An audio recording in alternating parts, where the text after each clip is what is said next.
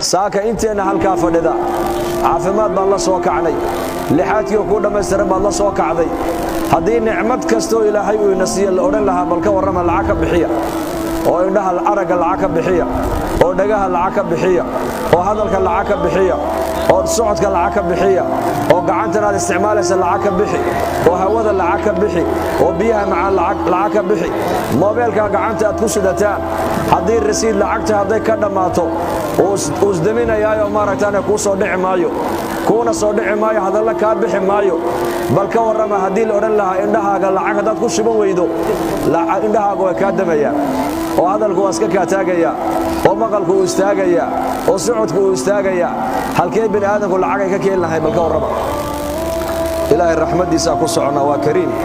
waaga inoo bariyay ilaahay amarkiisu inooga bariyay nabigeenu wakiilha alayhi salatu wasalaam man asbaha minkum aaminan fi sirbihi mu'afan fi jasadihi عنده قوت يومه فكأنما حيزت له الدنيا بحذافيرها qofka waagu u bariyay buu nabigu alayhi salatu wasalaam isaga reerkiisa magaaladiisa dadkiisa oo nabad qaba iyo jirkiisa oo caafimaad qabo meel ay xanuunaynin iyo quutaliyo maalika wuxuu cunayayna haysta buu nabigu yiri saddexda nicmadood qofka ku waabarista buu nabigu yiri nicmadii adduunyada taalo qofka waa la siiyo waxba kama hadhin amni buu ku waabaristay caafimaad buu la waabaristay arsaaqad badan oo bilacunaya ma he quutuliyum wixii maanta adiga ubadkaagu aad cuni lahaydeen ilaa cashada saddexda nicmadood buu nabigu leeyahay alayhi salaatu wasalaam qofka waagu ugu bariyay nicmadii adduunyada taalay oo dhan qofka waa la siiyay rasuulku wama bikum min ni'matin famin Allah ayuha al-ikhwa dhageysta walaalayaal waxa aan nicmada haysano ayayna siiyay war bal sheeg ayayna siiyay Allah bayna siiyay Allah ilaahay maanta dadku laakiin umay mahadnaqina ogaada afcaashay naga soo fulaysa iyo hadallada inaga soo baxaya afkeena ka soo baxaya iyo dhaqanka dhalinyaradeena ka muuqda shaakiriin sidii shaakiriinta uma socono nicmada ilaahay kugu nicmeeyay shukrigeega sidii la rabay uma socono ogow nin saalixa baa la yiri ayaa arkay nin labada gacmood ku go'an yihiin oo labada lugoodna go'an oo indhahana waxba ka arkaynin oo jirkiisana barasi ay ku dhacday haddana ku ducaysanaya oo leh alxamdulillaahi alladii caafani mimma ibtala bihi kathiran min annaas ilaaha waxaan ku mahadiyaa buu leeyahay balaayo badan oo addoomihiisa ku dhacday ilaaha aniga iga ilaaliyay baa mahadla buu ninkaasi leeyahay bal si fiican u dhageysta walaalayaal tawajjuh ninkaasi baa la yidhi labada gacmoodna uu go'an yahay labada lugoodna uu go'an yahay indhana malo aragiisu ma shaqaynayo barasna jirkiisu way ku dhacdo uu cad yahay waxa uu ninkaasi uu leeyahay ilaaha waxa ku mahadiyaa balaayo badan oo addoomihiisa ku dhacday aniga iga ilaaliyay allahaasa mahadla buu leeyahay marka ninkii saalix ahaa baa ku yidhi warniyo adiga balaayada ka maqan maaragtaanay ee dadka kale ku dhacday ee adiga ka maqaneed ilaahay uga mahadnaqaysa waa balaayade waadiga labadii gacmood way ka go'an yihiin labadii lugoodna way ka go'an yihiin labadii maaragtaana indhoodna waa kanoo malihid markaasuu yidhi waxaa nii sheegi balaayada dadka kale ku dhacday ee aniga iga ilaaliyay man ilaahay nii sheegi dadka kale maanta quluub way leeyihiin laakiin qalbigooga ilaahay marna kuma hayaan oo qalbigooga cabsida ilaahay ma gelin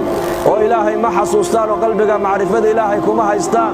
carabna way leeyihiin carabkana ilaahay kuma xusaan oo kuma dikriyaan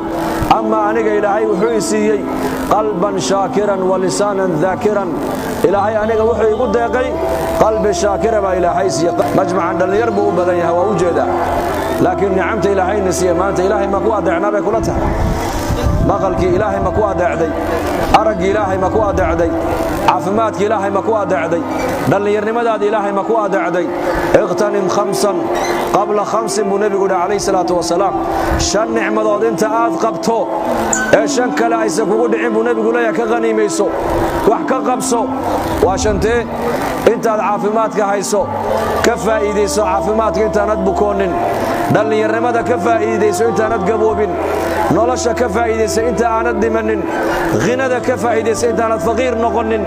firaaqa ka faa'iidayso intaanad noqonin mashquul shantaa nicmadood intaad haysatid dhallinyarnimadu waa nicmad ghinadu waa nicmad caafimaadku waa nicmad noloshu waa nicmad firaaqa gacan bannaanidu waa nicmad shantaa nicmadood ilaahay daacadiisa uga faa'iidayso maalin baad nicmadaasi ay gacantaada ka bixiyo ogow caafimaadka maanta aad haysid maalin buu yaraani doonaa yaraan oo la odhan doonaa keli baa xanuunaysa macaan buu yeeshay dhiikar buu yeeshay dhag baa xanuunaysa ilgaws baa ka xanuunaya maalin buu caafimaadku isdhibi doonaayo ogow dhallinyarnimada xooggala maanta eed meel walba u tallaabsanaysana maalin bay isdhibi doontaayo ogow ood noqon doontaa 80 jir oo maqalka isdhimi oo aragga isdhimi ood odhan doontaa kan kumuuhaa baad odhan doontaa hadalka kor igu qaad baad odhan doontaa kuma maqlaye markaad tallaabsanaysana tallaabada ayar baad u qaadi doontaa waa goorma waa markuu qofku da'diisu ay wanaato jilco weeyaan haddaad nooshahay maanta faraaqaad nolosha ka faa'iidayso waayo maanta arlada dusheedaad socotaa laakiin barritooda kulligeen waxaan geli doonaa arlada dhexdeeda alam najcal alarda kifaata axyaa'an wa amwaata baa ilaahay miyaanan bini aadanka dhulka ku fullaysiin keenna dhintayna dhulkaa unbuu ku dhex jiraayo dhulkaa haya keenna maaragtaane noolna waa kaa dhulka dul socda marka dhulka markaad socoto markaa sideed u socon sideed socodka xor ma u tahay may ilaahay baa yidhi walaa tamshi fi lardi maraxa arlada dusheeda marka aad socoto ina aadano kibir iyo qooq arlada dusheeda ha u dulmarin baa ilaahay ku leeyahay innaka lan takhriqa alarda walan tabluqa aljibaala tuula baa ilaahay yidhi haddaad arlada korkeega markaad socoto kibir iyo maaragtaane khuyalaa aad u marto ilaahay waxa uu ku leeyahay dhulkana ma dillaacinaysid kibirka iyo xaragada arlada dusheeda aad la dulmaraysid dhulkana ku dillaacin maysid buurahana dharar ma gaadhaysid baa ilaahay yidhi bani aadan baa tahay xaariya kaadilaa oo daciifa oo miskiina oo faqiira oo mar walba baahan baa tahee ilaahay tabaaraka wa tacaala wuxuu leeyahay dhulka aayar u dul soco aayar oo muuminiinta waxaa lagu ammaanay aladiina yamshuuna cala alardi hawna arlada korkeyga markay socdaan baa ilaahay yidhi aayar bay u socdaan aayar ma ordaan ma degdegaan isma qalqalluuciyaan cid kale kuma daydaan aayar bay u socdaan aayar waidaa khaatabahum aljaahiluuna qaaluu salaama jaahiliinta meelahaa fadhida markay la hadlaanna waxay ku yidhaahdaan qaaluu salaama nabad baad naga heshaan annaka nabad baad naga heshaan meel xun fadhiisan maayaan si xun u soconi maayaan wax xun maqli maayaan walaa takfu maa laysa laka bihi cilm ina asamca waalbasar waalfu'aada kullu ulaa'ika kaana canhu mas'uula ilaahay baa sheegoo yidhi tabaaraka wa tacaala wuxuu yidhi ilaahay maqalka iyo aragga iyo hadalka iyo qalbiga intaasi waa nicmad weeyaan nicmaddaa ilaahay ku siiyey meel xun nicmaddaa ha dhigin maqalkaaga meel xun ha dhigin araggaaga meel xun ha ku eegin qalbigaaga iyo caqligaaga wax xun ha kaga fikirin socodkaaga meel xun ha marin ilaahay baa kula caza wajalla nicamtaasoo dhan hee su'aal baa ka dambaysa su'aal laba nicmadood buu nebigu sheegay maalinka qiyaamaha dadka ugu horraysay la weydiinaya waa laba nicmadood buu nebigu yidhi sal alla alay wasalam biyaha qabow ee macaaneed cabbaysid iyo jidhkaaga suuradda quruxda badan le ilaahay kugu deeqay waa labada nicmadood ugu horraysa buu nebigu yidhi calayhi salaatu wasalaam ee qofka bini'aadanka qiyaamaha la weydiin doona buu rasuulku yidhi jidhku waa nicmad ilaahay ku siiye u fiirsa xayawaanka bal dameeraha eeg oo ayga eeg oo dhurwaaga eeg oo dibiga eeg oo makhluuqa ilaahay abuuray eeg kulligood way fooraraan adigana bini aadana kor baa ilaahay ku taago qurux buu ku siiye qurux ilaahay caza wajalla markaa nicmaddaa inaan ku caasin lacagta ilaahay dhaqaalaha ilaahay ku soo gelinaayo meel xun ha ku bixino ogow haddaad meel xun aad ku bixisaa maalinka qiyaamaha su'aal baa ka dambaysa caliy ibni abi taalib baa lagu yidhi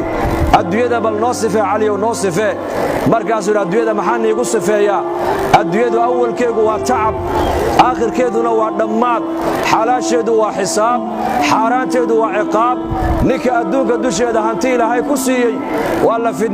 la fidneeyey ninka adduunka dhexdeeda ku faqiiroobayna